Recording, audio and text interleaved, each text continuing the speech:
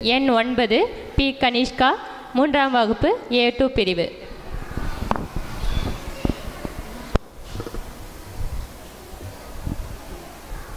அவையில் அமர்ந்திருக்கும் ஆன்றோருக்கும் சான்றோருக்கும் எங்களை வழிநடத்தும் ஆசிரியர் அவர்களுக்கும் என்னுடன் பயிலும் மாணவ நண்பர்களுக்கும் தாய்நாடும் தமிழ் மொழியும் தமிழனும் வாழ அனைவருக்கும் எனது தலை தாழ்ந்த வணக்கத்தை தெரிவித்துக் கொள்கிறேன். நான் இன்று பேச எடுத்துக்கொண்ட தலைப்பு சமுதாயத்தில் மாணவர் பங்கு. இளமையில் இனிய பருவம் நமது முதுமையிலும் மறவாத நினைவுகளை தருவது மாணவ பருவமே. தாய், தந்தை, மக்கள் இனம் சேர்ந்த மானுட சங்கமே சமூகம். மனித சமுதாயத்தில் நானும் ஒரு துளி, சமூகங்கள் பல சேர்ந்ததே நாடு. நாடு முன்னேற சமுதாயம் முன்னேற வேண்டும். சமுதாயம் முன்னேற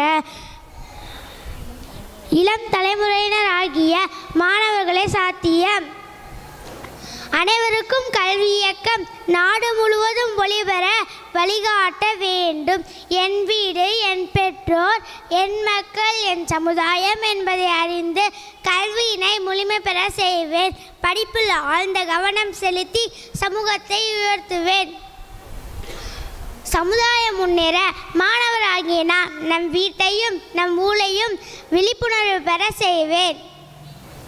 100 இளைஞர்களை தாருங்கள், வலிமையான பாரதத்தை உருவாக்க என்ற விவேகானந்தன் வாக்கை எனது வேதமாக எடுத்துக்கொண்டு செயல்படுவேன்.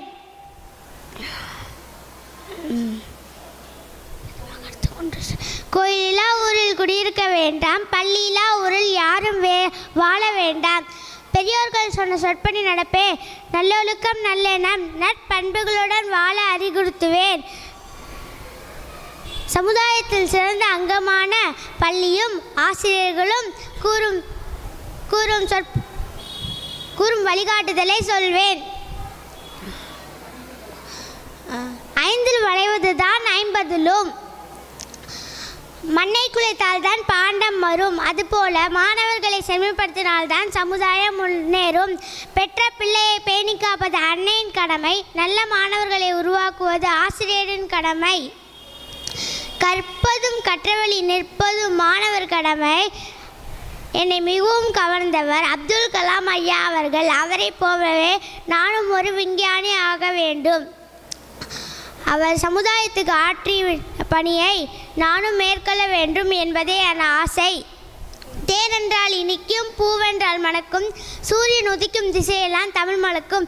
இத்துடன் என் உரையை முடித்துக் கொள்கிறேன். நன்றி.